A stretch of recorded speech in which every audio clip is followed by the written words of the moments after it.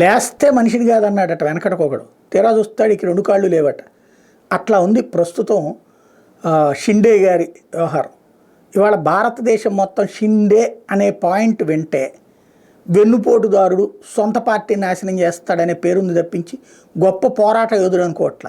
ఎక్కడికక్కడ ఎప్పుడన్నా సరే ఫిరాయింపులు జరగబోతున్నాయి అంటే ఏమంటున్నారు, ఆంధ్రాలో షిండే ఎవరు, తెలంగాణలో షిండే ఎవరు అన్నటువంటి పదం వాడుతున్నారు. అంటే అధికార పక్షాన్ని చీల్చేటటువంటి నక్క అనే పేరు తప్పించి ఆడికి ఏమైనా గొప్ప పేరు వచ్చిందా? సరే, క్రిందటిసారి శివసేనతో విభేదించాడు, వచ్చాడు యువతలకి, ఏకంగా ముఖ్యమంత్రి పదవే పొందాడు.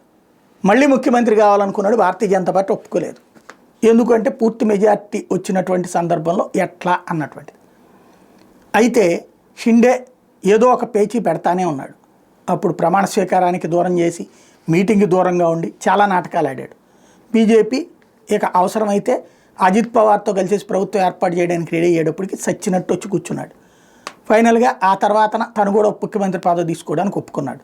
ఆ తర్వాత కూడా నేను ముఖ్యమంత్రి కాదగ్గోని, ప్రజలందరూ నన్ను ముఖ్యమంత్రి కావాలనుకున్నారు, అందుకే ఇన్ని సీట్లు ఇచ్చారు లాంటివి మాట్లాడుకొచ్చాడు. ఇప్పుడు ఏమంటాడు, 200 వస్తాయని చెప్పాను, 230 దాకా వచ్చినాయి, నేనేమి మామూలుని కాదు, నా శక్తి ఏంటో జనానికి అందరికీ తెలుసు అంటూ బీరాలు పోతున్నాడు. ఏమవుతుంది శక్తి అంటే? అప్పుడేంటంటే సరైన మెజార్టీ లేదు, బీజేపీకి సరైన మెజార్టీ లేదు, కూటమిగా అవసరం ఉంది కాబట్టి ఆ రోజున షిండే కథ నెగ్గుతుంది.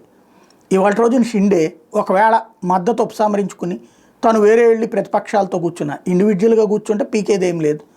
అదే సందర్భంలో జాయింట్గా అవతల ఉన్నటువంటి కాంగ్రెస్ పార్టీతో, ఉద్ధవ్ థాకరేతో, శరద్ పవార్తో కలిసినా ఆయనకి అంత సీన్ లేదు.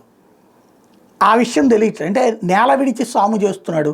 మహారాష్ట్రలో సంక్షోభం పేపర్ల మీద ఉంటుంది, ఆ పేపర్లలో హెడ్డింకులకు పనికొచ్చే మాటలే మాట్లాడుతున్నాడు.